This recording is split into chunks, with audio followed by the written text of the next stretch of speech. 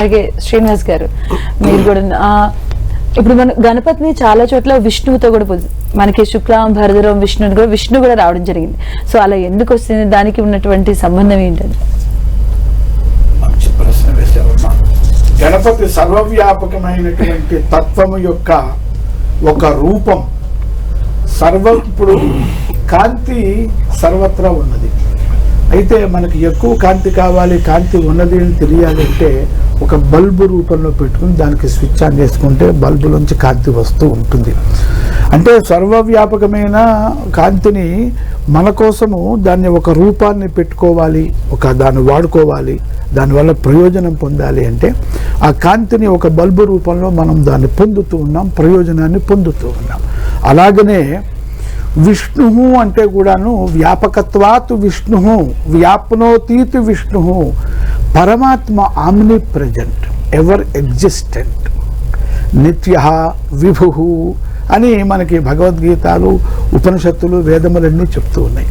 అయితే సర్వత్రా ఇప్పుడు గాలి ఉన్నది, ఆకాశం ఇక్కడంతా ఉన్నది, మనం చూడగలమా? చూడలేం కదా. కాబట్టి గాలిని ఫ్యాను ద్వారా పొందుతూ ఉన్నాం.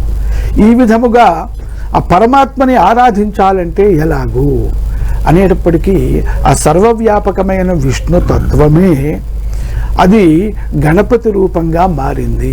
అయితే విష్ణువు గణపతి అంటే ఆ సర్వవ్యాపకమైన విష్ణుతత్వమే గణపతి రూపంగా మారింది అనడానికి గుర్తు ఏమిటి, సాక్ష్యం ఏమిటి అంటే గణపతి అనేటువంటి పేరే ఈ ప్రపంచమంతా కూడా 84 లక్షల జీవరాశులు.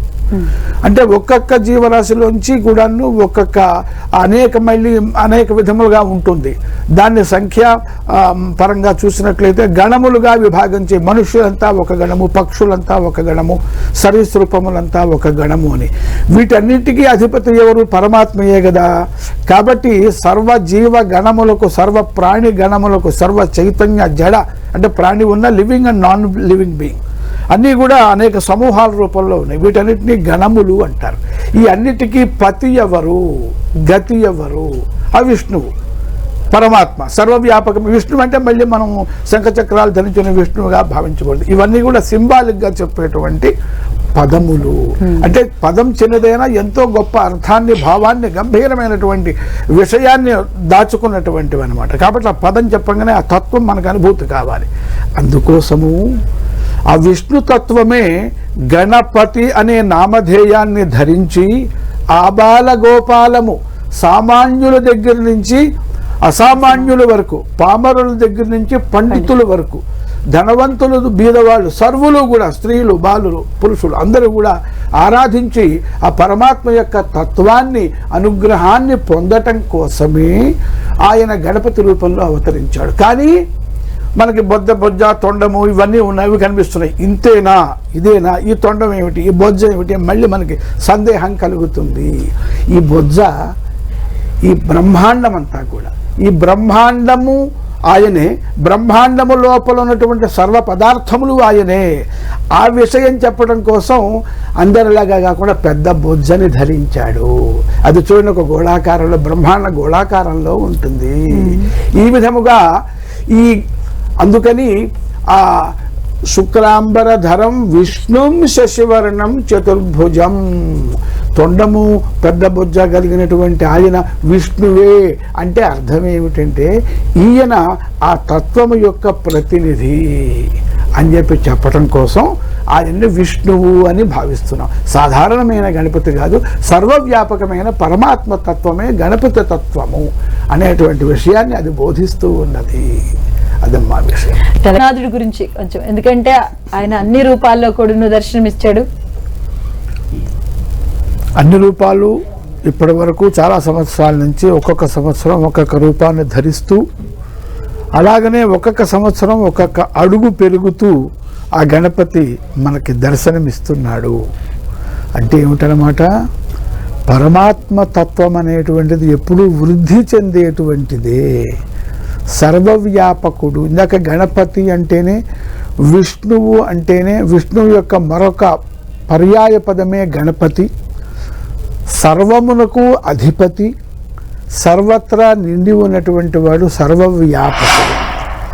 ఈ ప్రత్యేకంగా ఖైరతాబాదు గణపతిని ఆ ఉత్సవాలను చేసేటువంటి నిర్వాహకులలో ఆ గణపతి యందు గల భక్తి చేత వాళ్ళకి ఆ యొక్క పరమాత్మ తత్వాన్ని ప్రజలందరికీ కూడా ప్రతి సంవత్సరము కూడా అది పెరిగేటువంటిది, వృద్ధి చెందేటువంటిది.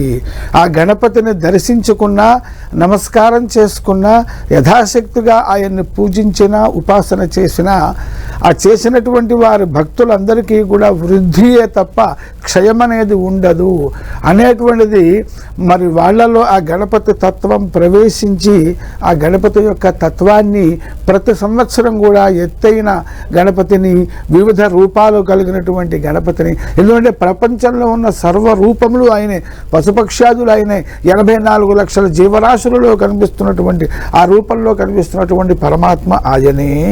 ఎందుకంటే ఒకే శక్తి అనేక రూపాలను ధరిస్తూ ఉంటుంది అని విజ్ఞాన శాస్త్రం కూడా చెప్తూ ఉన్నది. శక్తి పదార్థంగా మారుతుంది, పదార్థము మరలా శక్తిగా మారుతుంది.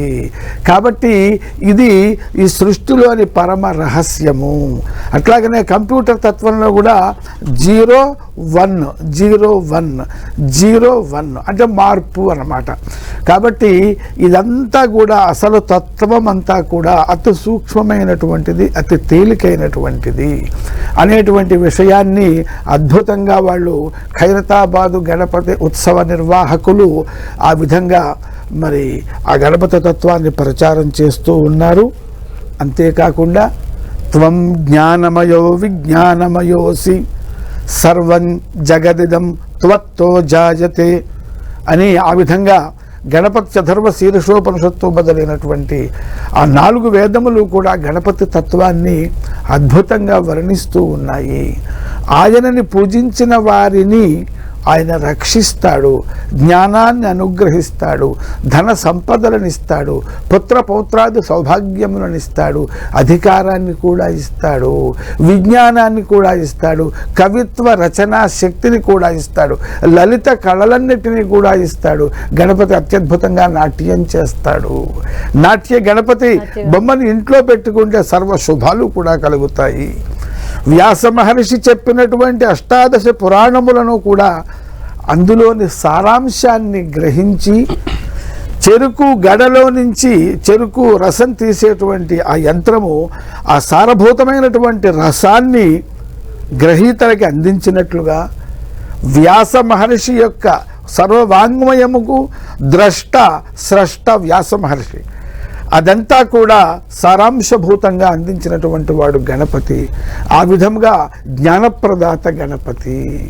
కాబట్టి గణపతి తత్వాన్ని అనేక మంది అనేక రకములుగా రూపములలో ఉపాసన చేస్తూ ఉన్నారు. ఒక అద్భుతమైన శ్లోకం చెప్తాను. అత్యద్భుతమైనటువంటి ఈ ఒక్క శ్లోకము కూడా గణపతి తత్వాన్ని మనకి వర్ణిస్తూ ఉన్నది. శ్రీకాంతో మాతులో యస్య జనని సర్వమంగళ జనకః శంకరో దేవః తం వందే కుంజరాననం. గణపతి మట్టి గణపతి, ప్లాస్టర్ ఆఫ్ ప్యారిస్తో రకరకాలుగా ఉన్నాడు గణపతి. అని మనము ఒక కన్ఫ్యూజన్ కావద్దు. అసలు గణపతి తత్వం ఏమిటి అంటే అన్నీ ఆయనే, అన్నిట్లోనూ ఆయన ఉన్నాడు. ఒక చెట్టు అనేది ఉన్నదండి. ఆ చెట్టు తీసుకున్నట్లయితే ఓకే, ఇది ఒక చెట్టు. స్థూల దృష్టితో చూస్తే ఒక వృక్షము. కొంచెం జాగ్రత్తగా సూక్ష్మంగా పరిశీలన చేస్తే చెట్టుకు వేరు ఉన్నది, కాండం ఉన్నది, కొమ్మలు ఉన్నాయి, ఆకులు ఉన్నాయి, పువ్వులు ఉన్నాయి, మొగ్గలు ఉన్నాయి, ఫలములు కూడా ఉన్నాయి. ఇంత విశేషం. అట్లాగనే ఈ గణపతి తత్వాన్ని మనం చూసిన కొద్దీ, ఆలోచించున్న కొద్దీ, తెలుసుకున్న కొద్దీ మరి ఆ గణపతి తత్వం మనకు అద్భుతంగా కనిపిస్తూ ఉంటుంది. ముఖ్యంగా ఖైరతాబాదు అలాంటి ఆ గణపతి ఉపాసన భారతదేశం అంతటా కూడా, విదేశములలో కూడా గణపతి ఉపాసన చేస్తున్నారని తెలుస్తుంది. వాళ్ళకి తెలిసిన విధానంలో గణపతిని ఉపాసన చేసి ఆ తత్వాన్ని గ్రహిస్తున్నారు. గణపతి యొక్క మరి ఆశీర్వాదములను పొందుతూ ఉన్నారు. ముక్కోటి దేవతల ఆదిదేవుడు కూడా గణపతిగా మనం త్వమేవ ప్రత్యక్షం తత్వమసి అని గణపతి అథర్వ శీర్షోపనిషత్తు చెప్తూ ఉన్నది. నమస్తే గణపతయే త్వమేవ ప్రత్యక్షం తత్వమసి. అంతేకాదు త్వం భూమిరాపో నలో నిలో నభః, పంచభూతాత్మకుడివి నీవే, సర్వదేవతల యొక్క సమాహారము నీవే. ఇందాక నేను చెప్పిన శ్రీకాంతః మాతులో యస్య, మేనమామ పోలిక మేనలుడికి వస్తూ ఉంది అంటారు ఒక నానుడి కదా. అలాగనే శ్రీకాంతః విష్ణుమూర్తి, సృష్టికర్త అంటే పాలకుడు, అందరినీ కూడా పోషించేటువంటి వాడు. లక్ష్మీదేవి ఆయన యొక్క ధర్మపత్ని, భూదేవి మరొక ధర్మపత్ని. అందరికీ ఆశ్రయాన్ని, అందరం కూడా ఎటువంటి వాళ్ళమైనా సరే సర్వ ప్రాణులు సకల జీవులు భూమి మీద నివసిస్తున్నాము మనమందరం కూడా. కాబట్టి ఆశ్రయాన్ని ఇచ్చినటువంటి వాడు, ఒక ఇల్లిచ్చి సుఖంగా జీవించడానికి ధనాన్ని కూడా ఇచ్చాడు ఆయన. అటువంటి వాని యొక్క శ్రీకాంతుని యొక్క విష్ణుమూర్తి యొక్క మేనల్లుడు. అంటే గణపతి ఏం చేస్తాడండి? ఆధారం లేని వాళ్ళకి ఆధారం ఇస్తాడు, ఆశ్రయం ఇస్తాడు, ఆ తర్వాత అనుగ్రహాన్ని ఇస్తాడు, అంటే అన్నీ ఇస్తాడు, ఆనందంతో సహా అన్ని సంపదలను ఇస్తాడు. అలాగనే జనని సర్వమంగళ, ఆయన యొక్క తల్లి పార్వతీదేవి, ఆవిడ యొక్క పేరేమిటి? సర్వమంగళాదేవి. అద్భుతమైనటువంటి పోతన్న గారు చెప్పారు, మింగునది విషమట, మింగెడివాడు తన విభుండట, మింగిన లోకములకు శుభమగునట, మింగెదననినా మింగుమనయ సర్వమంగళ, తన మాంగళ్యమును ఎంత మది నమ్మినదో అని. సకల సర్వులకి సర్వమంగళములను ఇచ్చేటువంటి తల్లి ఆవిడ. ఆ తల్లి యొక్క కుమారుడు.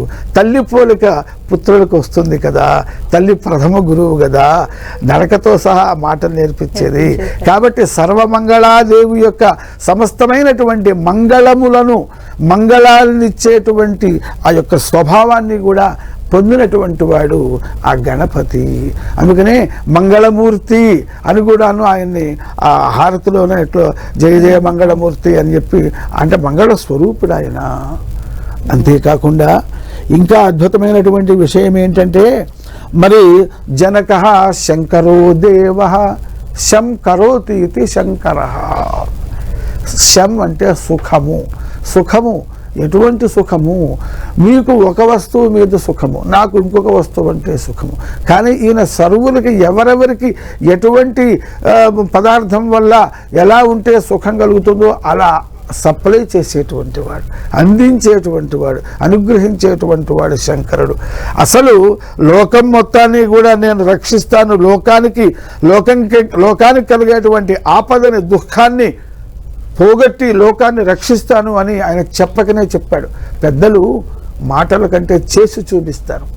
అమృతం కోసం దేవతలు, రాక్షసులు అంటే సింబాలిక్గా సర్వులు కూడా అమృతం కావాలని ప్రయత్నం చేస్తూ ఉంటే తానొకటి తెలిస్తే దైవం ఒకటి తెలుస్తుంది. ఆదిలోని హంసపాదం అన్నట్లుగా హాలాహలం పుట్టింది. దాన్ని చూసేటప్పటికీ అందరూ పారిపోయినారు. ఆ శంకరుడు అక్కడు సర్వ జగత పితరౌ వందే మాత పార్వతీ పరమేశ్వరు. ఆదిదేవుడు జగన్మాత పితరులు కనుక పిల్లల్ని, ఈ ప్రపంచమంతా వాళ్ళ యొక్క సంతానం కనుక పిల్లల్ని రక్షించుకోవటంలో ముందుంటారు కనుక తల్లిదండ్రులు ఆ యొక్క హాలాహలాన్ని ఆయన స్వీకరించాడు. దానివల్ల దేవతలకి రాక్షసులకి కూడా సుఖం కలిగింది, అమృతం వచ్చింది. ముందు వాళ్ళు రక్షింపబడ్డారు హాలాహలం వల్ల కదా. ఆ తర్వాత వచ్చిన వస్తువులని మన హాలాహలను తీసుకున్నా కదా, మిగతావి నాకే కావాలని ఆయన అడగలేదు, మిగతావి ఎవరికి కావాల్సిన వాళ్ళని తీసుకొని ఇచ్చాడు. అటువంటి వాడు శంకరుడు, నిరాడంబరుడు, అటువంటి యొక్క ఆయన యొక్క కుమారుడు. అందుకనే ఈయనకి పెద్ద పెద్ద నగలు కావక్కల్లా, బొంబాయి లాంటి చోట్ల బంగారం వజ్రాలతో కూడినటువంటివి ఇస్తారు. సామాన్యుడైనటువంటి వ్యక్తి 4 ఆకులు పత్రి తీసుకొచ్చి పూజిస్తాడు. వారిని వీరిని కూడా సమానంగా అనుగ్రహిస్తాడు. ఎందుకని?